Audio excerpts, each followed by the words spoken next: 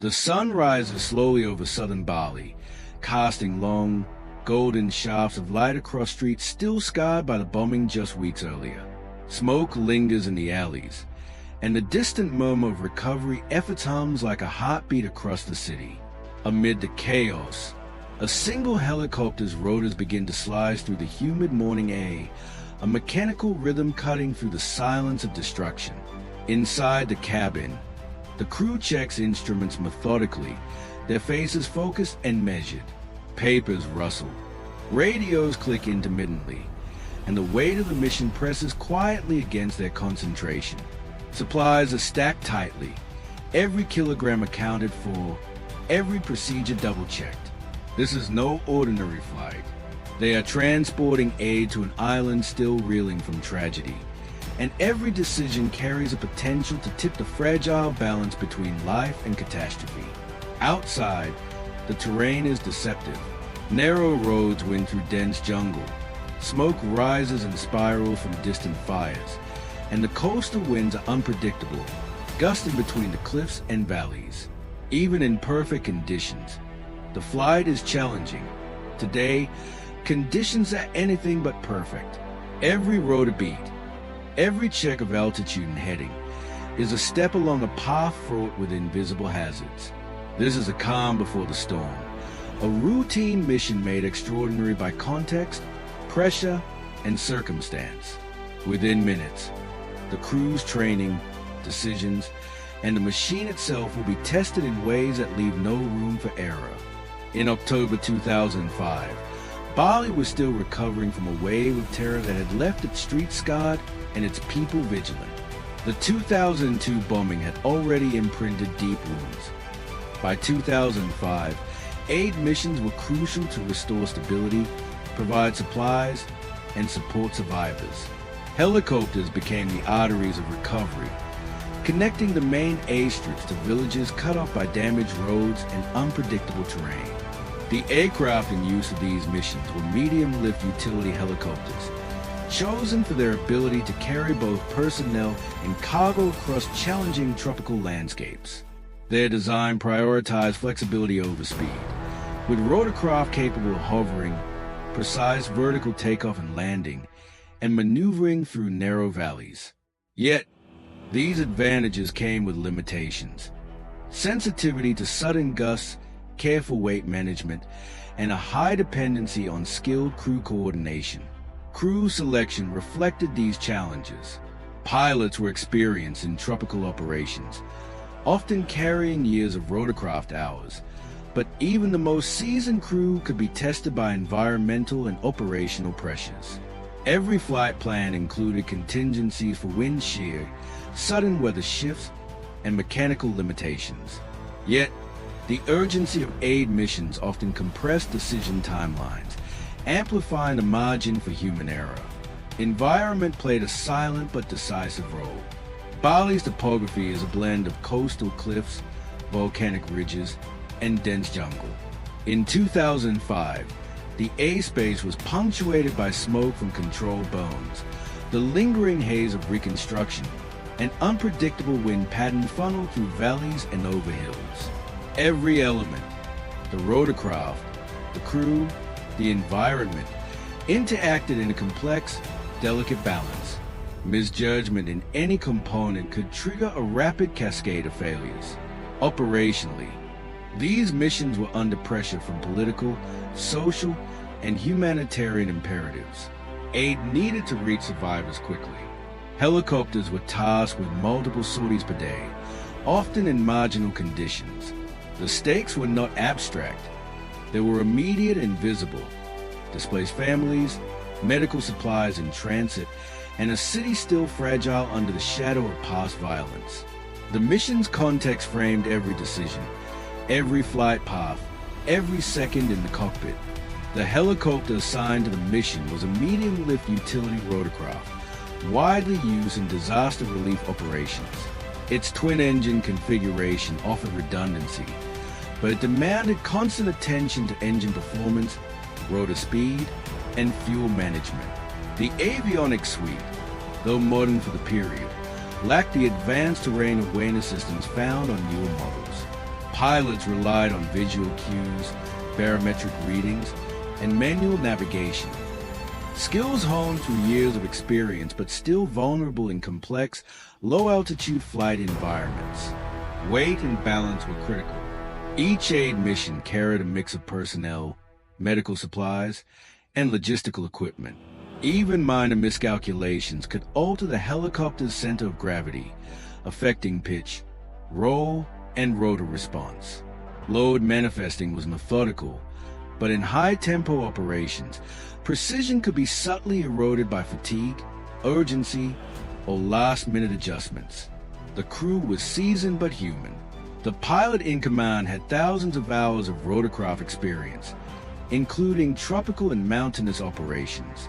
The co-pilot and loadmasters brought complementary expertise in navigation and cargo handling.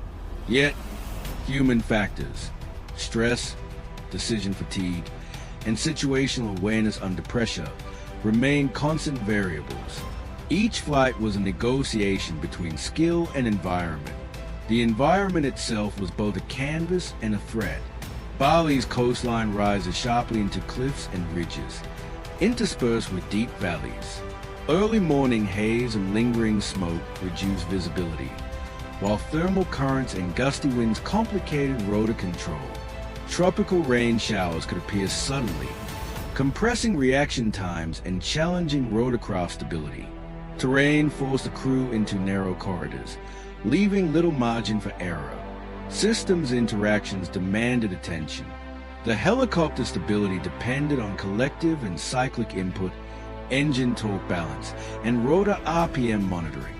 Warning systems were audible but not visually intrusive, relying on the crew to interpret anomalies quickly. Fuel gauges, temperature sensors, and navigation instruments formed an interconnected network. Misreading one could cascade into a multi-system challenge. Every flight was an orchestration of mechanical precision and human judgment, where the smallest misstep could have disproportionate consequences. Through this lens, the mission becomes a complex matrix of interdependent factors: aircraft capabilities, crew proficiency, environmental hazards, and system limitations. Understanding these angles is essential to reconstructing the accident, not as a single failure, but as a chain of converging pressures and operational realities. The mission began like any other, yet the atmosphere was heavy with subtle tension. The helicopter lifted from the A-strip, blades cutting through the dense, humid air. Visibility was limited. A thin layer of haze mingled with lingering smoke from nearby fires, blurring the sharp lines of cliffs and ridges. The crew maintained strict procedural discipline, scanning instruments, calling out headings, and adjusting for shifting winds. As the helicopter approached a narrow valley en route to a village still isolated by damaged roads, environmental hazards intensified. Gusts funneled unpredictably between ridges, causing brief but critical deviations in altitude and rotor response. The pilot compensated instinctively, adjusting collective pitch and cyclic control to maintain hover and heading. Simultaneously, the co-pilot monitored fuel status, engine temperature, and rotor RPM, ensuring that systems remained within safe operational limits. The critical moment arrived when an unexpected thermal current lifted the helicopter unevenly, while a slight misjudgment in lateral positioning placed the aircraft closer to a ridge wall than intended. In seconds, a cascade of factors converged. Rotor response lagged slightly due to load distribution. Visual cues were obscured by haze, and the rapid sequence of micro-adjustments created a feedback loop of minor instability. The helicopter began to descend gradually but unintentionally. The crew responded immediately, applying corrective inputs, but the limited margin in the narrow valley left no room for recovery. The machine touched uneven terrain, skidding and rolling over its landing gear in a controlled but catastrophic motion. Impact forces were contained largely to structural deformation rather than explosive breakup, reflecting the helicopter's resilient design, but the outcome was nonetheless fatal for mission continuity and critical for the investigation that followed. Every action in those final moments was deliberate. Every system, every procedural input was executed to the best of the crew's ability. The accident was not the result of recklessness, but a complex interplay of human factors, environmental hazards, operational pressures, and the intrinsic limitations of the aircraft. In the hours following the crash, emergency response teams arrived at the remote crash site. Terrain, still rugged and partially shrouded in smoke, slowed access, requiring careful navigation by rescue personnel.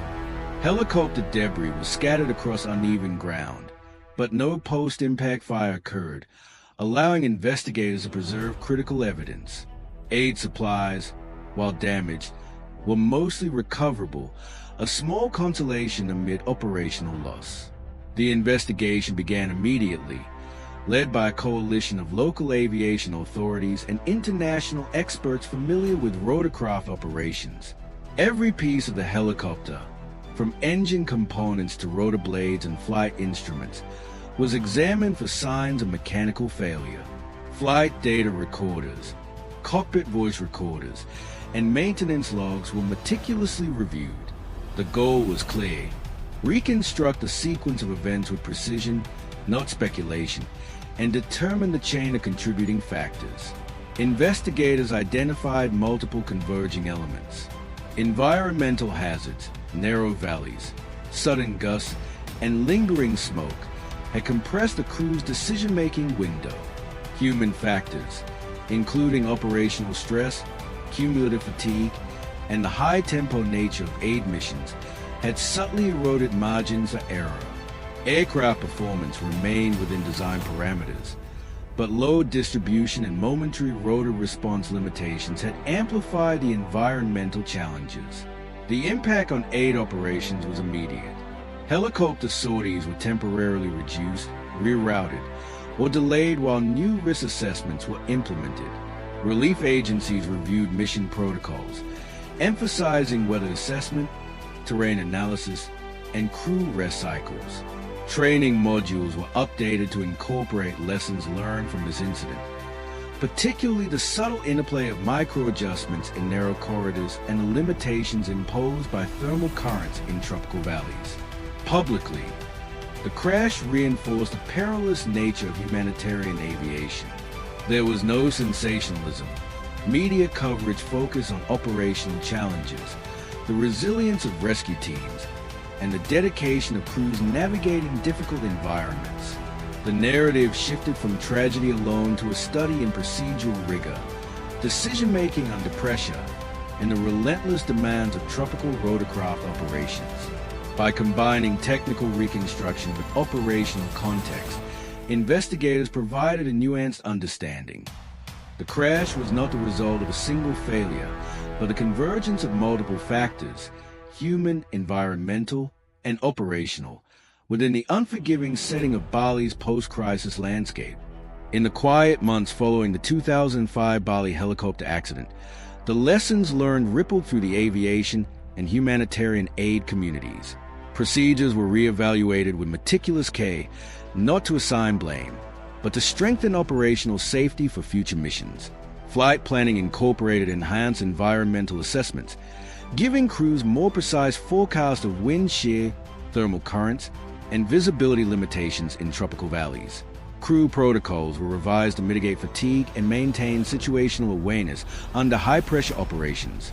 Rotations, rest periods, and mission planning now emphasize cognitive readiness as much as technical skill. Training programs integrated realistic simulations of narrow valley flight, gust response, and load shift scenarios, giving crews hands-on experience in managing subtle aerodynamic challenges before they could escalate in real conditions. Aircraft procedures also evolved. Load distribution protocols were refined, avionics monitoring received upgrades where feasible, and emergency response drills were standardized across agencies. The incident highlighted that even aircraft operating within design limits could encounter situations that tested the margin for safe operation, emphasizing the importance of system understanding and procedural discipline. The crash left no room for spectacle. Its impact was measured, analytical, and ultimately constructive. Lives may have been affected, But the wider consequence was a strengthened safety culture. Humanitarian rotorcraft operations learned to balance urgency with caution, recognizing that precision, patience, and respect for environmental forces are as critical as speed in delivering aid. As the sun rises over Bali today, helicopters continue to serve the island's needs, but with lessons quietly embedded in every flight path, every mission briefing, and every cockpit decision. The legacy is not only in improved safety procedures, but in a culture that values preparation, awareness, and the meticulous orchestration of machine, crew, and environment.